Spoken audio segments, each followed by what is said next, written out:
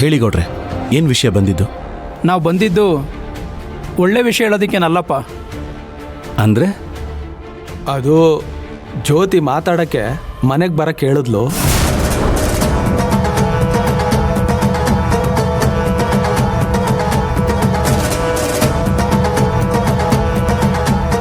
ಗೌಡ್ರೆ, ನೀವು ಹೇಳಿ ಏನು ವಿಷಯ?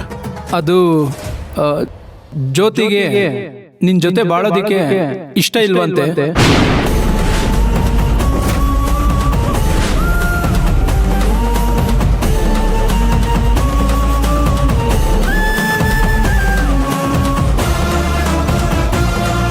ಅಷ್ಟೇ ಅಲ್ಲ, ನಿನ್ನಿಂದ ಅವಳಿಗೆ ವಿಚ್ಛೇದನ ಬೇಕಂತೆ.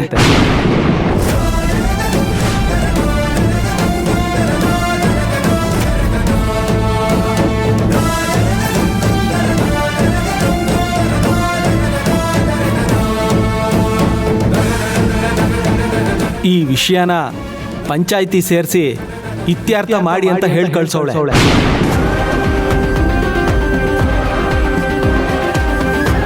ಆದರೆ ಪಂಚಾಯತಿನ ಊರ ಜನರ ಮುಂದೆ ನಡೆಸೋದು ಬೇಡ, ಮನೆಯವ್ರನ್ನೆಲ್ಲ ಸೇರಿಸಿ ಅವ್ರ ಮುಂದೆ ತೀರ್ಮಾನ ಮಾಡಿ ಅಂತ ಹೇಳಿದ್ದಾಳೆ. ಶಭಾಷ್, ಈಗ ಗೊತ್ತಾಯ್ತಾ ಬಾಬಾ ಅವಳ ಬುದ್ಧಿ ಏನು ಅಂತ? ಏನೋ ದೊಡ್ಡದಾಗಿ ಹೇಳ್ತಾ ಇದ್ದೆ, ನನ್ನ ಹೆಂಡತಿ 2 ದಿನದಲ್ಲಿ ಸರಿ ಹೋಗ್ತಾಳೆ, ಬಂದ್ಬಿಡ್ತಾಳೆ ಅಂತ.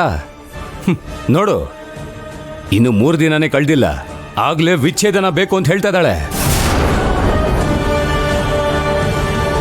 ಏನ್ ಬಾವಾ, ಇನ್ನು ಅವಳ ಜೊತೆ ಬಾಳ್ಬೇಕು ಅಂತ ಆಸೆ ಇದೆಯಾ? ಇಲ್ಲ ತಾನೆ?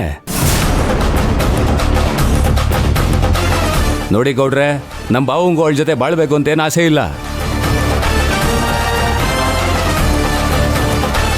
ಅವಳೇನು ವಿಚ್ಛೇದನೆ ಕೇಳೋದು, ನಾವೇ ಕೊಡ್ತೀವಿ ಅಂತ ಹೇಳಿ ಗೌಡ್ರೆ.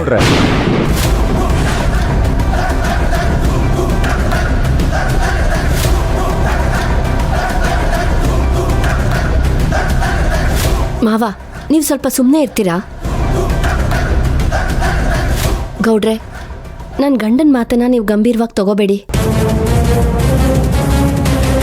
ಅವರು ಜ್ಯೋತಿ ಮೇಲಿದ್ದ ಕೋಪದಿಂದ ಹೀಗೆಲ್ಲ ಮಾತಾಡ್ತಿದ್ದಾರಷ್ಟೇ. ಅಣ್ಣ ಜ್ಯೋತಿ ಇಬ್ರು ಒಂದಾಗಬೇಕು, ಒಂದಾಗಿ ಇಬ್ರು ಸಂತೋಷದಿಂದ ಬಾಳಿ ಬದುಕಬೇಕು, ಅದೇ ನನ್ನ ಆಸೆ.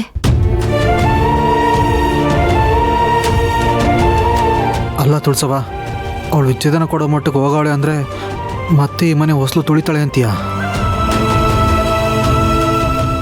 ತುಳಿದೆ ಏನೋ ಮಾಡ್ತಾಳೆ, ತುಳಿದೆ ತುಳಿತಾಳೆ.